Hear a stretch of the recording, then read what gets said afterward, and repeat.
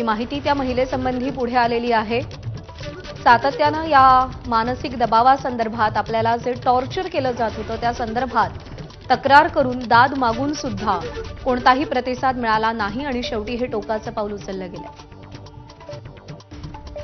दरम्यान postmortem report बदलून देण्याचा दबाव होता असा आरोप आत्महत्या करणाऱ्या महिला डॉक्टरच्या काकांनी केलाय।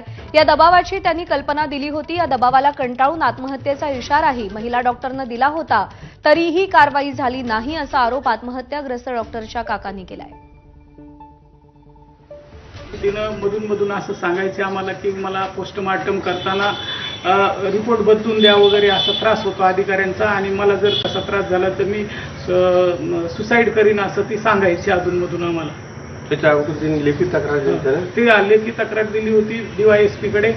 त्याचं आणखी तिला उत्तर आलेलं नाही की पोस्टमॉर्टम करत असताना म्हणजे तिला जो त्रास व्हायचा तो त्रास ते वेगवेगळ्या स्तरातून तिला त्रास व्हायचा आणि रिपोर्ट बदलून द्या असं सांगायचे सारखे। तिला ते सहन होत नव्हतं म्हणून तिनं सुसाईड करण्याची बाकीच्या लोकांबरोबर पण सांगत होती की मला असा त्रास व्हायला लागला तर सुसाईड करील। आम्हाला त्याच्यातलं पुढचं काही माहित नाही।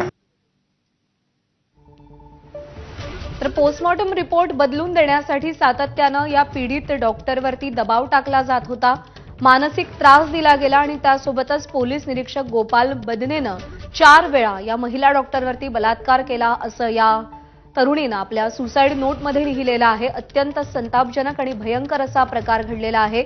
साताऱ्याच्या फलटणमध्ये एका महिला डॉक्टरनं आत्महत्या केलेली आहे। उपजिल्हा रुग्णालयामध्ये ही महिला डॉक्टर कार्यरत होती आणि एक पोस्टमॉर्टम रिपोर्ट बदलून देण्यासाठी तिच्यावरती सातत्यानं दबाव टाकला जात होता। या दबावासमोर आपण झुकणार नाही, जास्त त्रास दिला गेला तर आपण आत्महत्या करू असा इशारा तिने दिलेला होता अशी माहिती मिळतेय। त्यासोबतच DYSPंकडे देखील दाद मागितली गेलेली होती, पण कोणत्याही प्रकारे यामध्ये मदत मिळाली नाही आणि अखेर या तरुणीनं टोकाचं पाऊल उचलत आत्महत्या केलेली आहे। पोलीस प्रशांत बनकरनं मानसिक त्रास दिल्याचं देखील नमूद केलेलं आहे। रिपोर्ट बदलून देण्याबाबतच्या दबावासंदर्भात कल्पना दिली होती अशी देखील माहिती मिळते।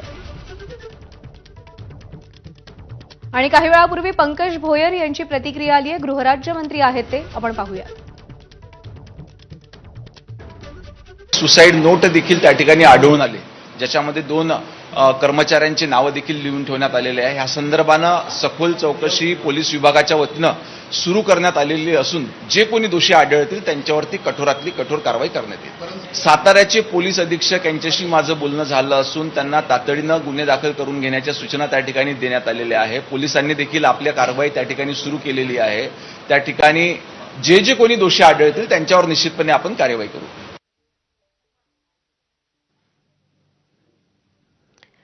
तर या सगळ्या संदर्भात प्राथमिक चौकशी अहवाल येईल आणि या प्रकरणात जे दोषी आढळतील त्यांच्यावर कठोर कारवाई केली जाईल अशी माहिती मिळतेय।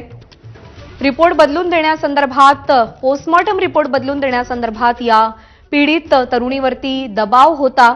सातत्यानं त्या संदर्भात त्रास दिला गेला, मानसिक त्रास दिला गेला। फक्त मानसिक त्रास दिला गेला नाही तर पोलीस निरीक्षक गोपाल बदने यानं 4 वेळा बलात्कार केला असा आरोप या पीडित तरुणीनं केलेला आहे। आपल्या सुसाईड नोटमध्ये तिने हे सगळं नमूद केलेलं आहे। या आत्महत्या प्रकरणाला आता अत्यंत धक्कादायक वळण मिळालंय।